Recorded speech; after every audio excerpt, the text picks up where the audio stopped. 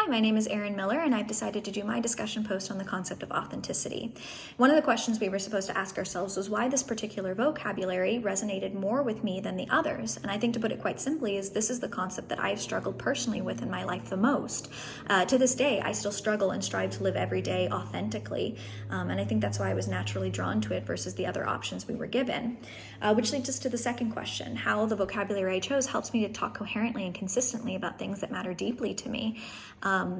Nothing matters more to me than my future. As I said in my past discussion post, the road to me becoming an RN and furthering my education and career past that has been a very long and hard one.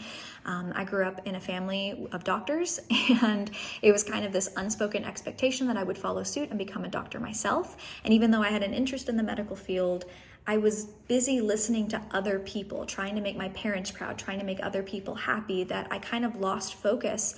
And when I went into my first year as a pre-med student, I figured out very quickly I hated it and quit. And it was this moment of going to hearing 1,000 voices in your head to not even being able to hear or discern your own anymore. And so I spent the next couple of years very lost and very sad and pretty much dabbling in anything that sparked a bit of interest, from special effects makeup to performance art to becoming a medical esthetician and laser certified. And that's why in Parker Palmer's Explorations of the Self, when he says, "When I was living my outer life at great remove from my inner truth, I was not merely on the wrong path, I was killing my selfhood with every step I took." That really resonated with me because it verbalized exactly how I was feeling in those few years of being lost. I felt very sad and unfulfilled.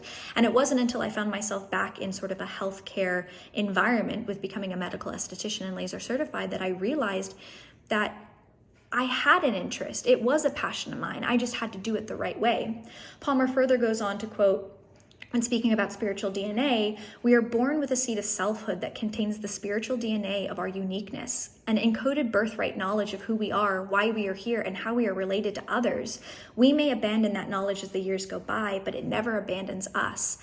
That quote really spoke truth to me, because as much as I tried to stray away from the healthcare field, something inside of me was telling me that that's where I needed to be. But it was a matter of not listening to others and making the decision myself that I could be happy in that decision. And so, I went back to school. I got my prerequisites for nursing done. I got accepted into a great program, and now I'm striving and happier than I ever have been. And I think that's because even on the hard days, I can wake up and realize I made the choice for myself, and I am living every day as authentically as I can. So it leads us to the third question: how the vocabulary I chose helps me to make good judgments about leading a life that matters. And I think that just goes to show that when I started making decisions to live authentically is when my life started lining up, and I felt confident in the decisions and life choices I was making. In Charles Taylor's The Ethics of Authenticity, he goes on to quote to say, "True, we can never liberate ourselves completely from those whose love and care shaped us early in life, but we should strive to define ourselves on our own to the fullest degree possible, coming as best as we can to understand and thus gain some control over the influence of our parents and avoiding falling into any further such dependencies. We will need relationships to fulfill, but not to define ourselves." That really spoke true to me because, again, it's a concept of making decisions for yourself that you can be happy and fulfilled living with. And I think that's the first step in making good judgments about leading a fulfilled and full life that matters. To end, and kind of to go back to quote Charles Taylor again, he says that being true to myself means being true to my own originality, and that is something only I can articulate and discover. In articulating it, I am also defining myself. I think that's a great quote to end on, because the only person who can make sure that you're living a life that matters is yourself, and to do so is to live authentically. Thank you.